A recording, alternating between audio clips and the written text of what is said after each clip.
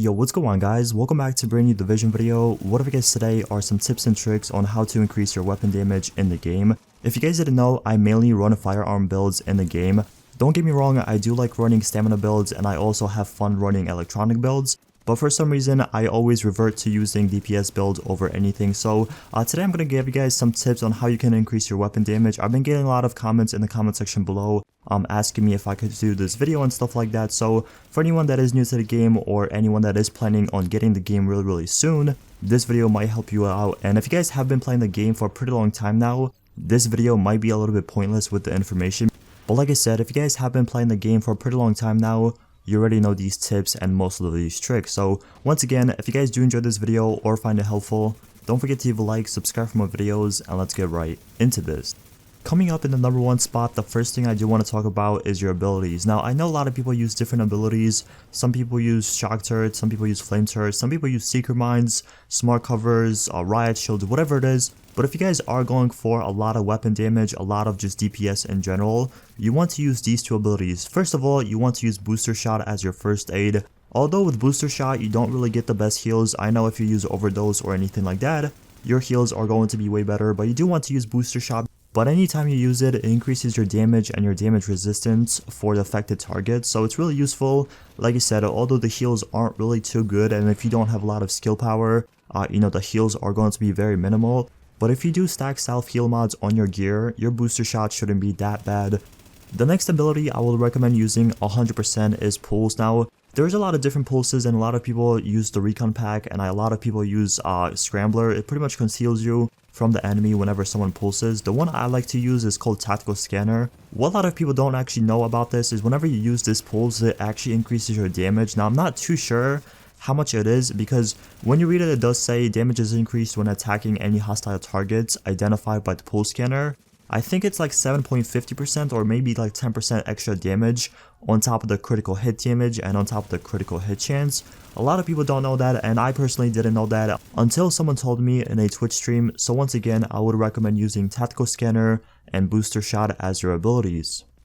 Next up, we're going to be focusing more on your build. Now, whenever you're making a DPS or a damage build, you want to have anything over 7,500 firearms. Now, I know some people might say, oh, why don't you have even more firearms? Why don't you even have like 9,000 firearms or anything like that? To be honest, I do like having a lot of firearms, but having that much firearms, your stamina and your electronics are just so bad. You know, even if you have a specialized backpack, your stamina is so bad and your health is so low that you just get pretty much melted. So I do like having anything around like 4,000 stamina, maybe a little bit higher. It really depends if I'm using Unforgiving. If you guys didn't know, Unforgiving requires 4,790 stamina to unlock it. So I like using Unforgiving on most of my guns because it's actually really useful and really helpful. So that's why most of the time you see my stamina pretty high. And even if you do have anything below 7,000 firearms, if you're using a weapon with high base damage, you're still going to be doing a significant amount of damage. Although it could be a little bit higher if you do increase your firearms, it's honestly up to you. But like I said, anything over 7,500 firearms is pretty good. The next tip is probably the most important part of this video, and that is spec into headshot damage or critical hit damage on your weapon mods. Now, I do understand some people like having a lot of critical hit chance.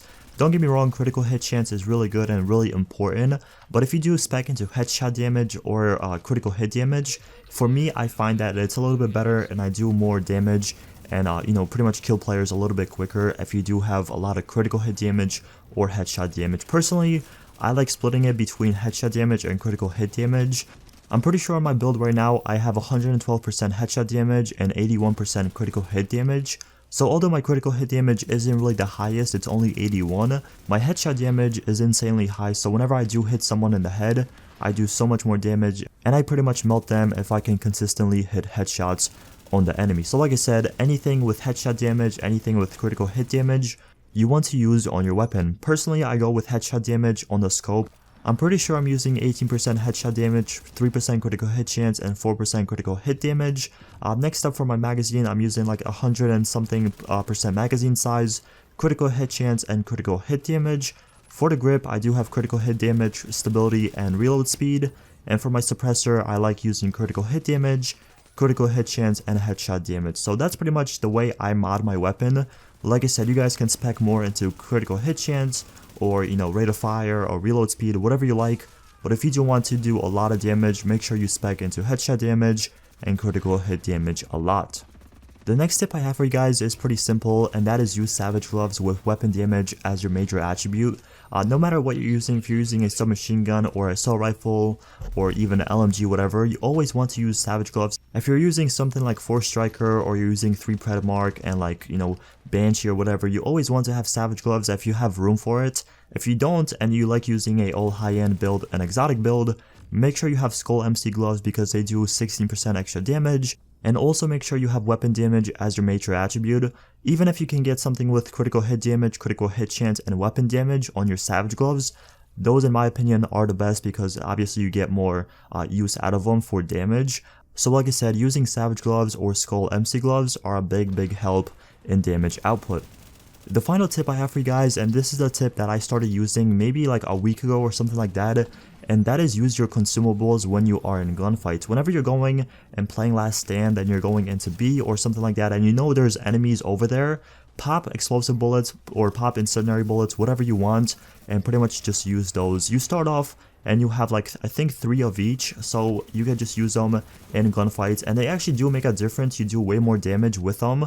Even if you're using incendiary bullets, you can set the person obviously on fire, and they can't pretty much move, they can't shoot you back because they're on fire, and it's just a little bit easier to win gunfights if you use your consumables. You guys don't understand how many people actually don't use them. I personally never used them. I don't know, I just really never used them. I never got the chance. I always forgot to pop them.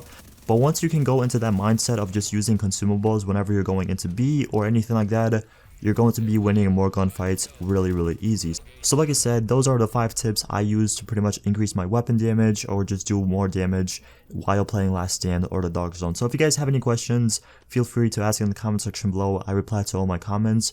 But that's it for the video. Thank you so much for watching. If you guys enjoyed, don't forget to leave a like, subscribe for more videos, and I'll see you guys in the next one. Peace.